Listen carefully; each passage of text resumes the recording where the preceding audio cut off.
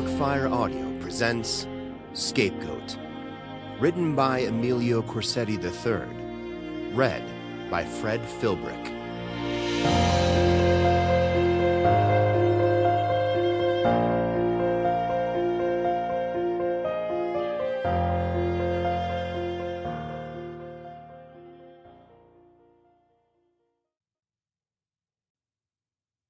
Author's Note: when TWA 841 departed JFK on April 4, 1979, no one on board had any idea of the drama that would soon unfold. One passenger, traveling with her husband, wrote in a journal about the smooth takeoff. She had been keeping a personal journal of her travels to share with her children on her return.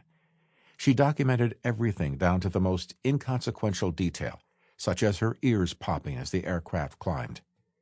Days, weeks, and years later, after TWA 841 had become the subject of one of the longest NTSB investigations in the agency's history, investigators would scrutinize every minute of the flight in a similarly detailed manner.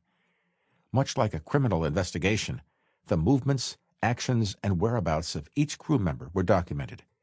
Routine tasks, such as when and where the meal trays were exchanged between the cockpit and cabin crew, would take on added significance. Unraveling the mystery of TWA 841 was a monumental puzzle that needed to be solved. But unlike any accident investigation before or since, the same evidence investigators would use against the crew would be used by others to challenge the theories put forth by Boeing and the NTSB. Readers can draw their own conclusions as to which version is correct.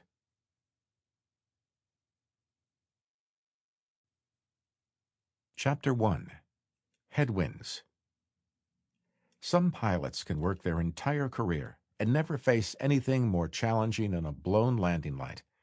Most pilots, however, will at some point encounter a problem that tests their skills and knowledge: a precautionary engine shutdown, a system failure, an electrical problem. Most of the time, the malfunction is dealt with and the flight lands without incident. Occasionally, a pilot will experience an emergency that is life-threatening. A useful metaphor in demonstrating the random nature of emergencies involves a basket filled with marbles.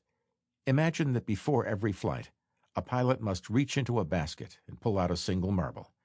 There are thousands of white marbles. There are a handful of red marbles. There is one black marble. On April 4th, 1979, Captain Harvey Hoot Gibson reached into the basket and pulled out a black marble. Hoot's day began in Columbus, Ohio. It was day 2 of a 3-day trip. After a routine flight from Columbus to Philadelphia, Hoot, along with his 2 fellow crew members, First Officer Scott Kennedy and Flight Engineer Gary Banks, departed for New York's John F. Kennedy International Airport, JFK. The weather was overcast with light winds out of the northeast and temperatures in the upper 40s. A light rain fell as the wheels touched down at JFK. After a few hours on the ground, Hoot, Scott, and Gary, along with 4 flight attendants, boarded aircraft November 840 Tango Whiskey. The TW in the plane's N number designated the plane as a Transworld Airlines TWA aircraft. The Boeing 727-100 was a few months shy of 14 years old. It was one of the first 727s purchased by TWA. The new car smell, however, had long since been replaced by a malodorous mixture of sweat-soaked seatbacks, spilled drinks, vomit, cleaning chemicals, and cigarette smoke.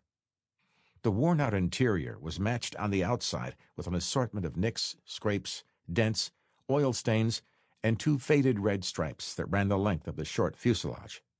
Of course, nowhere did the aircraft show its age more than in the cockpit, where countless crews had left signs of their presence, from the worn seats to the fingerprints on the instruments and flight controls, to the dust and food crumbs wedged into every crevice. Some pilots refuse to fly in such an unhealthy environment and will spend an inordinate amount of time sanitizing the cockpit before flight. That wasn't the case with the previous crew on this day. The 3 crew members entered to find a filthy aircraft. Newspapers and empty water bottles littered the floor. Sample complete. Ready to continue?